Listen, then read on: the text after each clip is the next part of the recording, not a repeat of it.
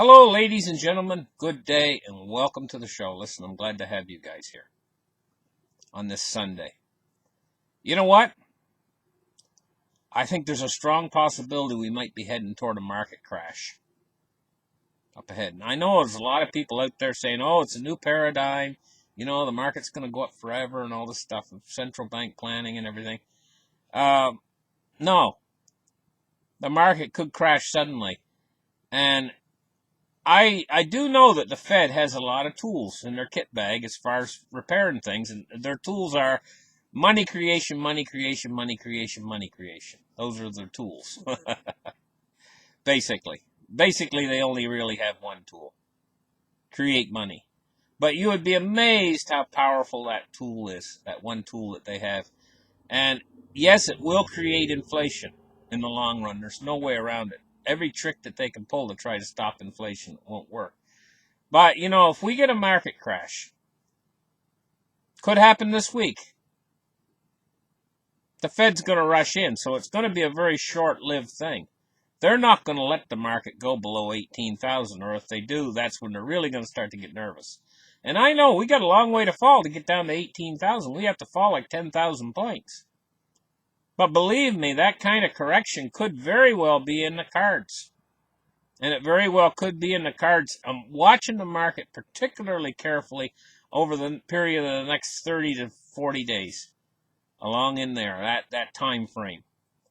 Once we get past that time frame, I've been watching what's happening in the United States very carefully around Florida and stuff with their virus that they have going, and it seems to be peaking now. We've made it a long way into this. But now comes the danger of a market crash. Because all of the stimulus they did back in March, they put $2.2 trillion into the general economy, and that's had an effect of buoying the markets. It's all starting to wear off big time. Spent, in other words. Now they need more. And if they don't get more, the market could roll over. But then they will get more after the market moves over, because what you have to understand about the Federal Reserve is they don't get ahead of anything. Like they don't, if there's a market crash coming right now, they won't get ahead of it. What they'll do is they'll wait until the market crash occurs, then they'll run around and panic like their hair's on fire, and then they'll throw a whole bunch more money at it. But they always wait until after it occurs.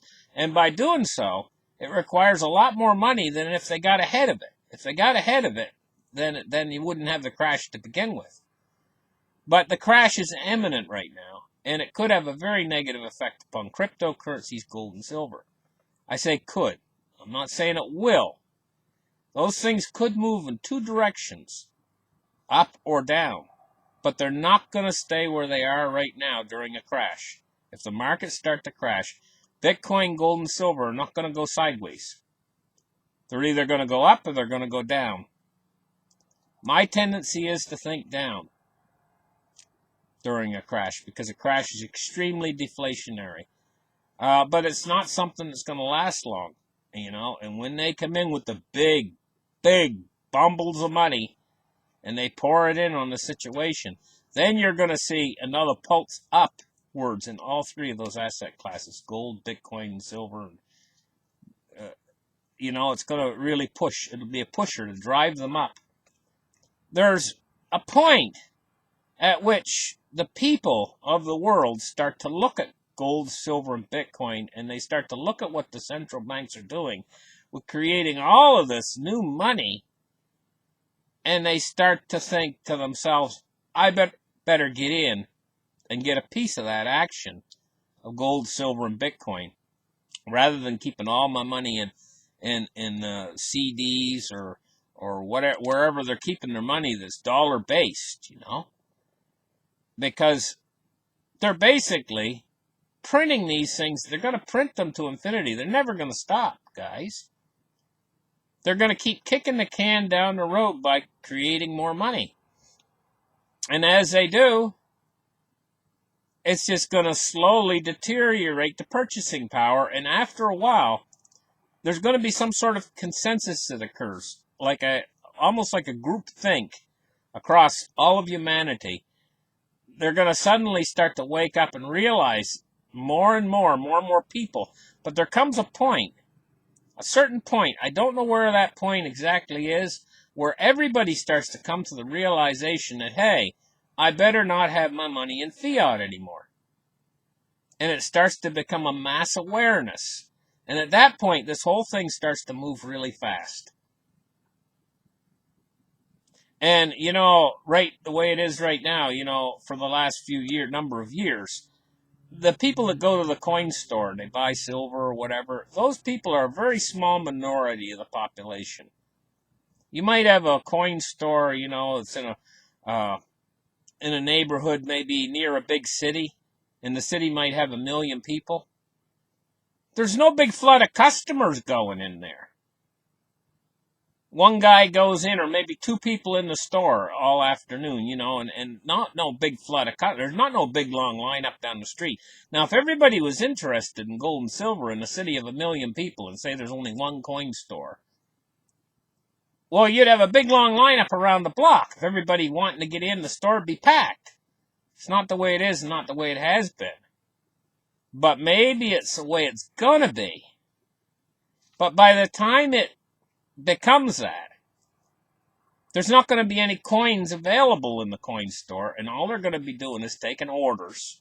There'll be a big long line up around the block, people wanting to get some, and they'll be paying their money to the coin store owner. He'll be taking their order, but they might never see the coins. Time might go by, and he might have to give them their dirty old fiat back, because the coins just aren't available, period. There's a market for gold and silver out there. It's a huge marketplace across the world, But I'm going to tell you something. There could be no market for it. Because what they're dealing in is physical. And if the people don't want to buy SLV or GLD, and they really want physical, and if there's none available for sale anywhere, and if it gets to the point of ridiculous where they're taking your order and they're not fulfilling it, after a while, there is no market anymore. What market? Because there's none there. The only available gold or silver would be gold or silver that people already own, and if they're not willing to part with it because the price is going up daily, or if a few of them are willing to part with it, they're very, very scarce. Most people are going to keep it if the price is going up daily and there's no end in sight. This is the future we face. But it's after this pulse of deflation that's going to come into the market from a market crash. It's after the Fed comes in and they say, okay, we're going to fix this thing. We're going to dump unlimited money. They've come close to that point already, but they haven't quite stepped over the line. Now they're stepping back a little bit. Could get a deflation. Eventually, it's going to force them over the line. They're going to step over the line. They're going to go too far with this money creation. Eventually.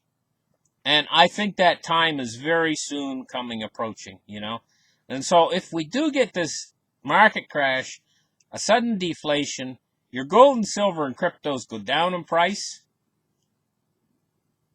don't let them shake you out of the tree. Because if you sell when the price is down, you've taken a loss. But if you're sitting there holding right now, even if you paid a higher price, the price goes down, looks like you've lost money, but you just sit there and you hang on to what you got, and then the price goes back up higher than it ever was before on the other side of this thing, you can just pretend to yourself like that dip didn't happen. What dip? I didn't see a dip. Thank you guys for listening to my show. Like and subscribe. And we'll catch you guys this week with market reports. And we're going to stay on top of what's really going on. And you know what? We could have a crash. Quite seriously, we could have it this week. It's ready. Bye-bye, guys.